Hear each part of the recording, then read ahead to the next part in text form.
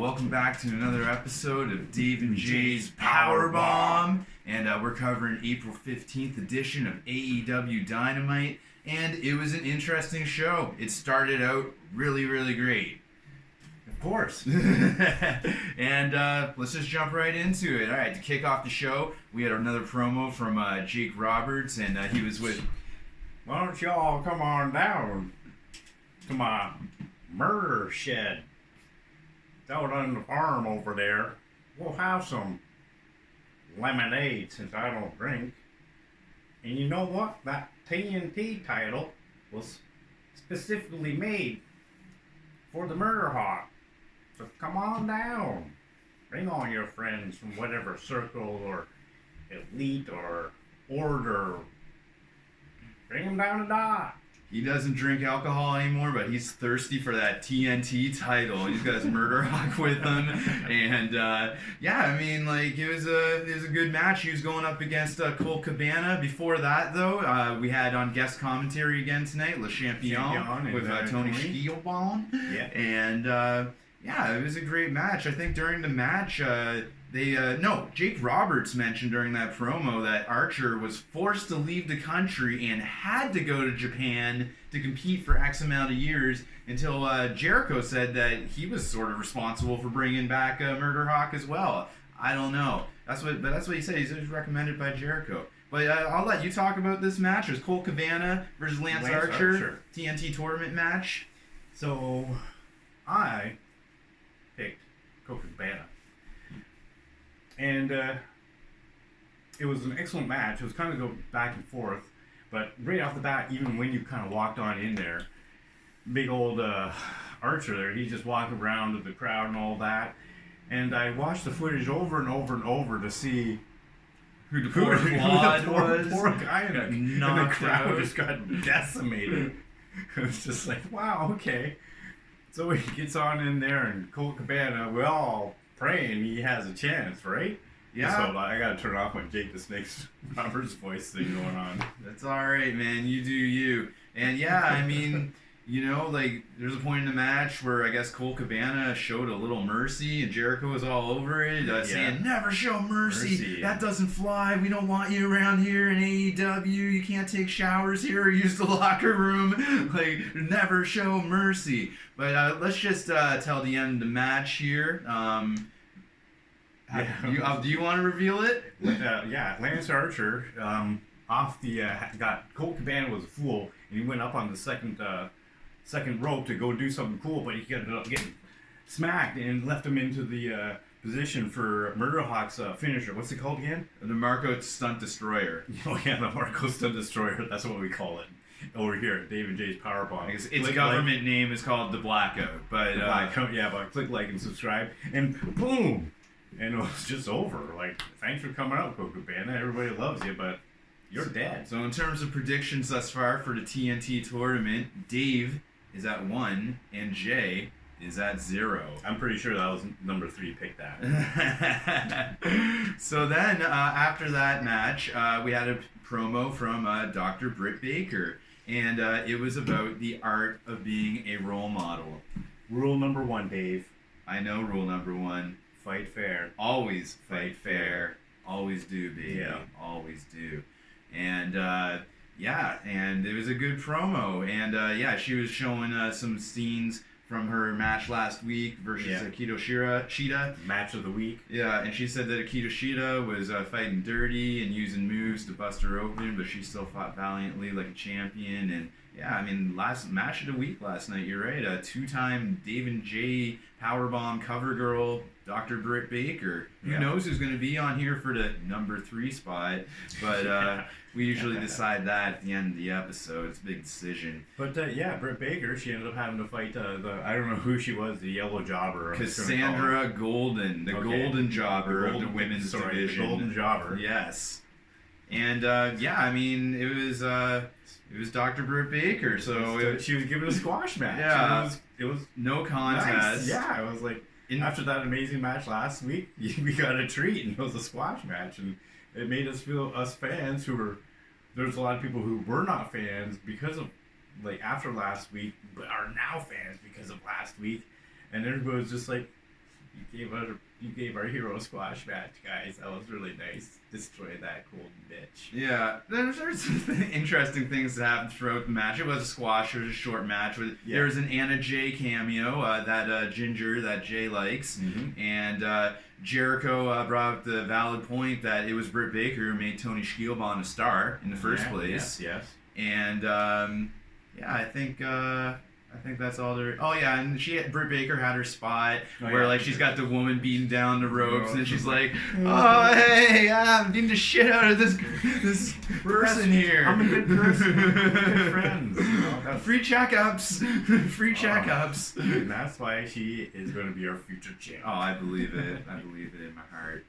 And after that, we had a promo promoting Double or Nothing pay-per-view upcoming May 23rd. God willing, and I'm sure it'll happen. Oh, it's going to happen. Yeah, and I'm looking forward to that. Yeah, if we had other company mania, we're definitely going to be getting our Double or Nothing. I think at last year's Double or Nothing, it was brother versus brother match, Cody versus Plaid Dust, and there's one shot, we're going to put it up there, where Dustin's just bleeding like a pig. It's pretty rad. And then we had the Bubbly Bunch. The Bubbly Bunch, that's right. The Inner Circle, Chris Jericho time. It was all nice little... The squares. The square, like the Brady Bunch. Talking to you from the square. With the 2 dogs in the corner and a bottle of Le Champion champagne in the bottom and center. That might make the cover this week. Who knows? Like we said, we don't... I never this came to me now. You were painting a good picture of that. We'll see. And so then that was good, yeah. And then they're all talking to each other on the phone. You got Santana or Ortiz, and then they're talking to Spanish God, and he's in there working out, cranking 50-pound curls or something. Yeah, and he's gonna all Spanish God. Yeah, and he's gonna beat him up Cinco time, and he's hitting the heavy bag. Who knows? That's 5. That's right. That's more. That's 2 Let's see if I can count to 5. That's 2 more than number 3. If I can count to 5 in Spanish, I think it would be uno, dos, tres, cuatro, cinco. I got it. Click like and subscribe. Please do. We need subscribers. We really need subscribers. Yeah. We suck so bad, but no. Yeah. Our show is actually growing really good. I know, right? It's great. And so yeah, and then and Hager's on at his poolside, and his kids are in the background. You're a Muffet kid. I'm gonna beat the effing shit out of Moxley, and it was great. It's straight out of my favorite comedy of all time, Old School. Next match. All right, we got Pineapple Pete versus Spanish God, one of our favorite guys. Yeah. And I mean, how do you think it was? Pineapple Pete, I don't even know his real name, but we're calling him Pineapple Pete. Doesn't matter. It was whatever Le Champion names as, that's his name. But Le Champion on commentary made some valid points during this match. He said he made some calls and got Sammy in there to AEW, which I like hearing. Jericho, he's a good scout. He's been in the business forever. And him and Sammy's tag team, he named a tag team. They say they're just waiting for their spot for the challenge, the Louisiana alcoholic Hangman Adam Page, and he had some nicknames for him. But yeah, they're called Les Sex Gods, and I like that a lot. I like it a lot. But you want to talk about the end of the match here? Pineapple Pete versus Spanish Sex God? Well, it was kind of like a jobber match, except they kind of gave it a little more pizzazz, and it kind of went on longer than it really needed to because it was a Spanish God.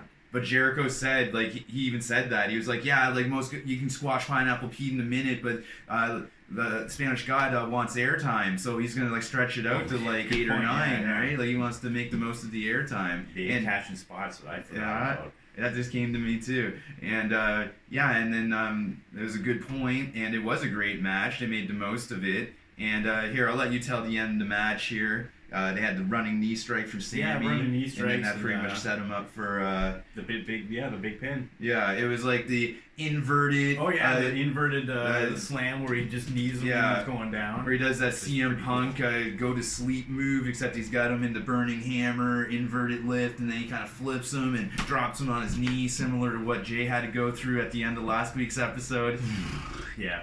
And so yeah, he got the pinfall, and then he got on the mic, and he's like, yeah, this is light work, this is nothing, and then he gets jumped by a face-painted weirdo. Just some random cosplayer named Darby Allin. Yeah, I think he used to skate or something. And so that sets up for Darby Allin's actually really awesome. Yeah, he's good. He's good. We like to poke fun, but that sets up for their next TNT tournament match. I don't know when it's next week. It seems like they're doing one match a week when it comes to that, which is a good pace. Yeah. So they'll be on match number 3 next week, whichever one that may be. But guess what we got up next? What did we both agree about what this match was tonight? The best match of the night. Best match of the night.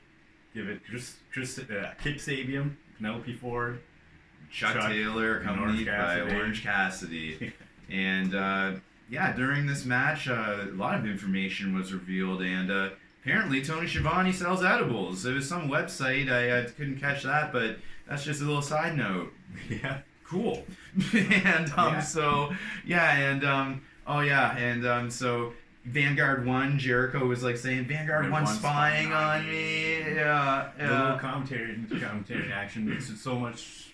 Oh yeah, so much better with Jericho and Schiavone killed it tonight. Like Jericho's like awesome, man. Like they had a great dynamic. Jericho's definitely going to have a future when he wants to like step out of the ring as a commentator, and because he's got a great voice for it, and he's got all the history and the knowledge. He could do the whole JBL Booker T commentary thing very well. Yes. And and then Jericho's like, like Jimmy Havoc's rolling with Penelope Ford and Kip Sabian now. They live in the penthouse and Jimmy Havoc sleeps in a box. Classic. But it was a great match, back and forth. However, at the end, there was a big spot that drew the finish. I'll let you describe it when your girl came up on the apron and did a little something. Yeah, she did distractions all around. Like even Orange Cassidy tried to be all hot about it, but nobody could beat Penelope Ford. She went up there to distract Chuck by just taking off her, doing the old, I'm busty and beautiful. And I'm like, damn, babe, I'll be distracted too because we lust for you. I mean, I love you. I mean, no. However, Orange Cassidy, not to be outdone when Penelope stepped off the apron, he went up there and he took off his jacket, I believe it was, and he distracted both Kip Sabian and the ref, which allowed Penelope. Here, I'll let you say what she did. No. We had Jimmy Havoc. He came up and gave a DDT on the side mask. As that's right. Distracted, which gave Penelope Ford the opportunity to go around the ring, get up there, and do this flying hurricanrana on the Chuck, devastating him, giving Kip Sabian the chance for the pin. Quick back roll up. Yeah. 1, 2, 3. 1, 2, 3. Match night. Super exciting ending, which truly was the reason that made it the way it is. Lots of momentum leading into his tournament match against Plaid Dust in the upcoming weeks. Maybe even next week.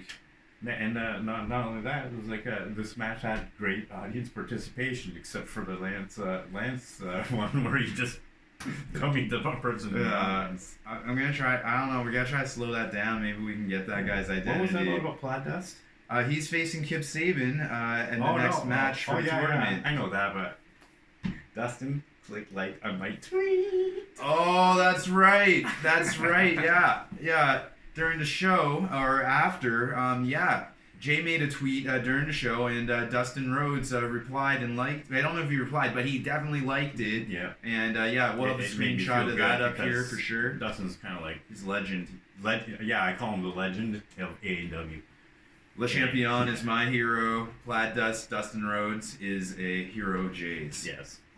And we had another match. It was Justin Law, new kid in town, versus Shawn Spears' chairman, who went to the limit with Cody last week in one of the most impressive matches I've seen in quite some time. Yep, everybody's giving a break tonight who worked hard all last week. We're giving the good old squash matches with more jobbers. Yep. So, Jay blew the finish there. But, I mean, what do you expect? Yeah, Shawn Spears is going to beat a jobber. Jericho had a funny thing to say during the match. It was Justin Law's debut. Jericho, Shawn Spears is from the Canadian side of Niagara Falls. Good on you, homie. And Jericho, as we know, is also Canadian. And he does not like Niagara Falls, though, because he has to look like a star at all times, and the mist coming off the falls messes his hair up. Not only that, it's really close to St. Catharines. They got a really bad meth problem. Oh. We're from Hamilton, so it's down the street, so we know the geography. And now so does everyone else on the planet if they watch this show. Please subscribe. Okay. So yeah, running C4 at the end of the match. Shawn Spears gets the win. And you know, I mean, I'm big on Shawn Spears now. I like where he's going. I like his theme song. Like, yeah. I think it's cool, man. Yeah, and I've got nothing against him. And yeah, he performs well. Defends himself admirably against frat boys. Yeah. Oh God. And then big match next week. We got Cassidy versus Jimmy Havoc. Yeah, that's gonna be awesome actually, because like you can see Orange Cassidy, the last match he had against Pac. Yeah, that he has so much more athleticism. Like he just blew me away. I'm like, oh, where'd this guy who's just kind of making other people who regularly move fast look bad? Oh yeah, like as soon as his hands come out of his pockets, it's on. Yeah, and he's our homie, part of the team of Penelope Ford and Kip Sabian there, Jimmy Havoc. Yeah, Jimmy Havoc. But I think I'm calling Orange Cassidy, man. Like, you know what? You're going Jim? I'm gonna go Jimmy Havoc. You went Colt last week. No. I'm gonna be up, man. Like if you guys are keeping score at home, man, put your money on me. All right, and then it's main event time, and this was a weird one. It was the AEW World Championship title match, empty arena. Falls count anywhere, no holds barred match. Jake Hager versus AEW champion Jonathan Moxley. Before we get anywhere about this match, like when they were promoting this, they kind of were promoting it to be like more like a no holds barred, like more sluggy and fisky and more technical. And then as soon as the match started, I'm just like thinking, okay, this isn't no holds barred match, and I'm like, okay, what's going on here? The dance isn't usual for wrestling, so they're doing something totally different. I'm thinking, okay, maybe these guys are going to go, Japanese pancrase, where you can hit with the palm strikes and all that stuff. And then it started getting into this weird grappling, Brazilian Jiu-Jitsu grappling match. There was no holds barred mixed martial arts going on. And it just was weird. Yeah, because like Moxley's trying to go toe-to-toe with Jake Hager, and it's in his element, and just it wasn't a good sell, right? Because as we know, Moxley works out in a garage, and Jake Hager works out with trainers in a gym. And while we're on that point, Moxley also sleeps with the Enemy, who works for the other company. Maybe he's a spy. He's probably a spy. I'm going to go for spy. Moxley is a spy. Moxley is a spy. Okay. Another reason why we have for him not to be champ of AEW. Oh, just yeah, that's one of the reasons. Where you hide your microdots inside Big Platinum. But even before we get into this match, JR was doing commentary, and he was doing it alone, which I thought was kind of weird. Yeah. And the arena was a different arena where they filmed like the first 90 minutes of the show, and it seemed like it was the same arena they used for AEW Dark or something. Was it 2 weeks ago? When was Moxley the camera guy? He killed at being camera guy, by the way. Excellent camera work. But I think it was like whatever that show was. Yeah. I don't know. It was strange, kind of because you could see they cut from one place to another. I don't know. All right, I was going to talk about some other stuff with JR, but I'm not going to. And so then, as Jay described, the match was kind of weird. First, kind of part was full-on MMA, jiu-jitsu. I'm not as apt with the MMA knowledge as Jay is, so then they're going into the match, and it seemed like they didn't know what type of match they were having. First, it was just no holds barred. It was just empty arena match, and it turned into no holds barred. And then they went out of the ring. He tried to go for a submission outside the ring. That figure four along the railing outside. Using the railing, using the objects out there in the submissions. Yeah, it was weird because it went for 30 full minutes, and it totally destroyed the momentum of the event, of the entire event of the night for the show. You know what? Okay, if you're going to be doing this and you're going to be giving us this amazing entertainment all before this match, you've got these really athletic guys doing really high flying moves, really great charisma and all this stuff, and then you guys give us a match with Jake Hager and Jon Moxley, and I look at honestly, it's they're probably both great athletes, but they're both not charismatic. They show no great kind of character presence in the ring. Sure, Jake Hager is doing on the big bodyguard MMA kind of looking guy, and it works for him. But what's Jon Moxley doing is he's got this bad guy thing going on, and sure, he's beat up everybody in a circle, but it's got nothing, and it really kind of like really hurt the pace of the show, and I'm kind of rambling because it really bothers me because you got these big, huge, heavy guys and all that, but you had no really big moves. You had like the paragraph shift and on the chair, and guess what? Moxley's our champ again. Yeah, like come on. It didn't even have like the 4 guys on each side of the ring like they had for the first part of the show. So they were definitely in a different arena, and that really kind of drew away from the match too. Even like having those 8 people, 4 on each side, really makes a difference, you know? Yeah, like sure the guys worked hard and all that, and they were all sweating red and breathing hard, but what for? What did you give me? The main event was a momentum killer, and it also killed Hager's momentum, him being legitimate MMA guy, actually fighting for real, like inside the octagon or whatever they call it in Bellator. And and then now he's got a loss, his first loss. He had a job out to Moxley. They must have paid Hager like a lot of money to job the loss Moxley. Like I'm talking $5 million, I think is what I quoted to Jay. It had to be millions. Like if I'm Hager, like why am I losing to this guy who works out in his garage? Hey, do you got much more to say about this show? Just a little something. So paradigm shift on the chair for the win. He cheated. And then it's like his music's playing, he's mumbling and shit, he's rambling, some shit about Waffle House. 5 more minutes. I'm going to go have let's cut it. Let's cut the show. We're good. You need another drink. What's that? Number 3. Number 3's here. Number 3's here. This is for Jay. What?